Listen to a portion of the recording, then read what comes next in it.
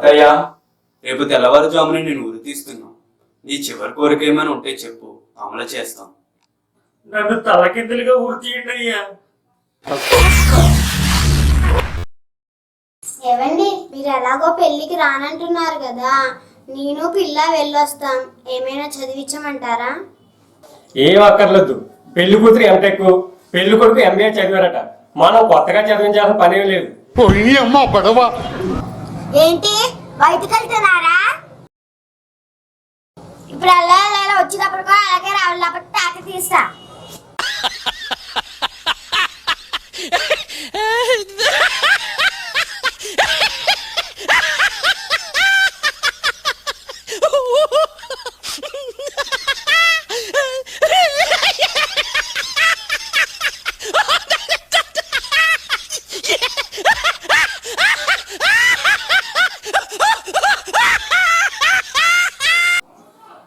నమస్తే డాక్టర్ గారు.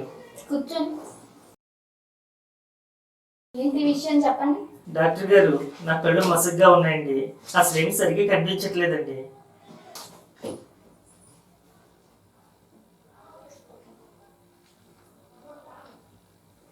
మీ కంట్లో పువ్వు ఉందండి, అందుకే మసగ్గా కనబడుతుంది. ఏంటి, నా కంట్లో పువ్వు ఉందా?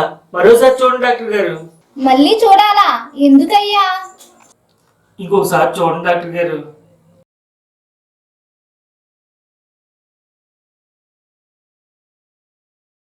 మళ్ళీ చూశానయ్యా, నీ కంట్లో పువ్వు ఉంది. ఎందుకంత ఆతృతగా ఉన్నావు? ఏమీ లేదు డాక్టర్ గారు, మా ఆవిడకి పువ్వులు పిచ్చండి. అది గులాబీ పువ్వు, చామంతి పువ్వు చూసి చెప్తారని.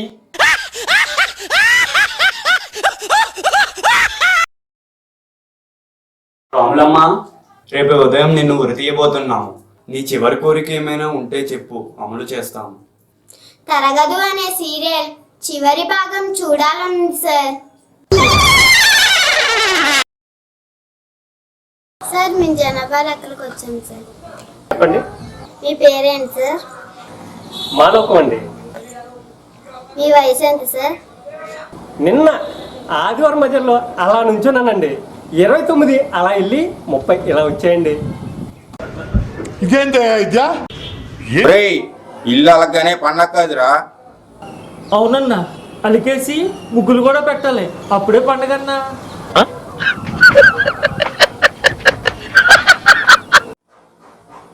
సార్, మేము జనాభా లెక్కల కోసం వచ్చాం సార్. మీ పేరు? నా పేరు ఎటకారం, మా ఆవిడ పేరు చమత్కారం, మా అబ్బాయి పేరు మమకారం. మీ వయసు ఎంత సార్? ఆదివారం సెలవులు, ధర్నాలు, పండగ సెలవులు అన్ని తీసేయగా 25 సంవత్సరాలండి.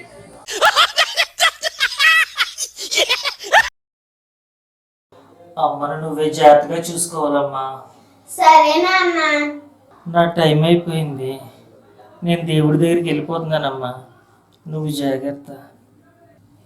ఇదిగో నాన్న, దేవుడి దగ్గరికి వెళ్తున్నావు కదా, ఈ హెల్మెట్ పెట్టుకొని స్లోగా వెళ్ళు. నీకు అన్నిటికీ తొందరే. వెళ్ళాక ఫోన్ చెయ్యి.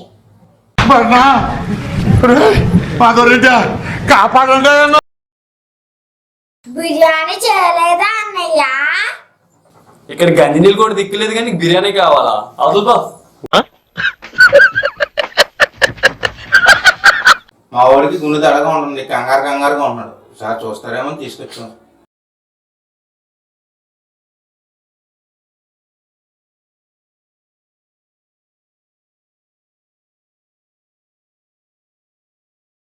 ఈసీసీ రాసాను, తీయించుకురండి. అలాగే డాక్టర్ గారు. ఈసీసీ అంటే ఏంటిరా? ఈసీజీ అంటే ఇంజిన్ క్లచ్ గేరు. ఓకే, స్లోగా మొదటి బెక్క మొక్కలు వేసి అలాగే రెడీ యాక్షన్ అనే రన్నింగ్ లో ఉంది. కెమెరా రన్నింగ్ లో ఉంది. అయితే నేను ఎదురుగా ఉన్నాను లేకపోతే నేను సైడ్ తిరుగుతుంది. స్లోగా ఎత్తు మొదలెట్టండి. నవ్వద్దు. అది ఏడ్చినప్పుడు కూడా చూడు, మనం ఏడకపోయినా కూడా ఏడ్చినట్టు రావాలంటే ఏం చేయాలి తెలుసా? భుజాలు నవ్వునప్పుడు ఏమంటే ఈ ఊగితే అప్పుడు ఏమవుతుందంటే ఇలా పెట్టేసుకున్నా కూడా ఈ నవ్వేసినా కూడా ఏడ్చినట్టే వస్తుంది మనకి ఫీలింగ్ ఈ కదలడం వల్ల. అవి కూడా చూసుకోండి. ఒకవేళ నవ్వు వచ్చేస్తున్నారు ఇలా చేయట్టేసుకున్నారు అనుకో, భుజాలు ఊపేస్తే అది ఏడుకుందే లెక్క.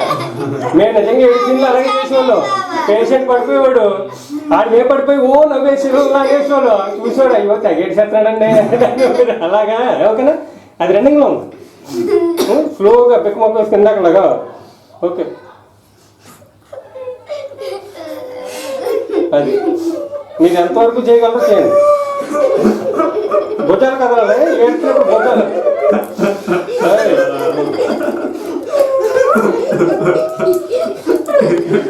స్లోగా అమ్మ తల్లి చిన్నపాప స్లోగా ఎడుతూ ఉండాలి. నువ్వే స్లోగా అంతే.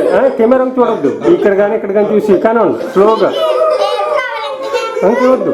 ఏడవలే నువ్వే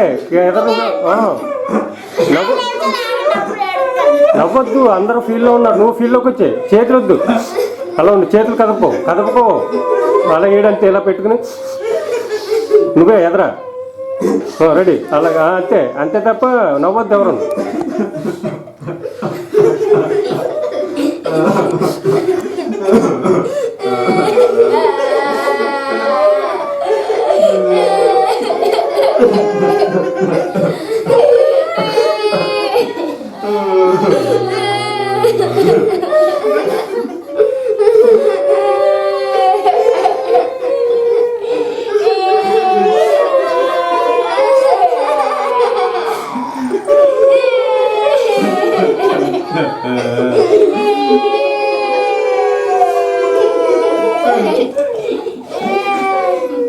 ఆపండి.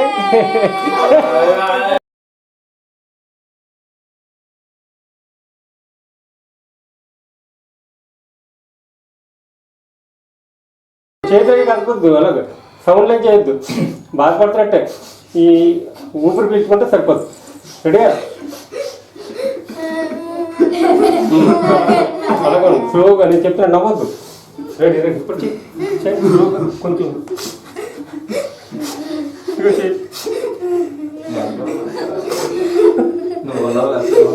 నవ్వద్దు, కొంచెం ఎత్తాం.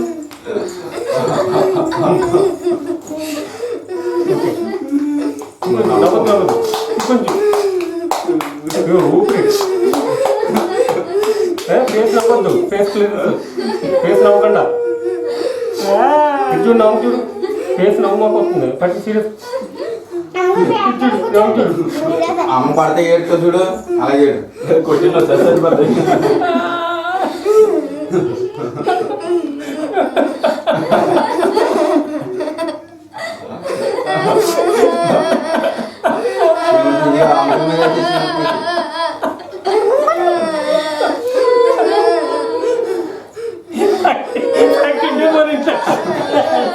అదిగో శివుడికి శంఖం మీద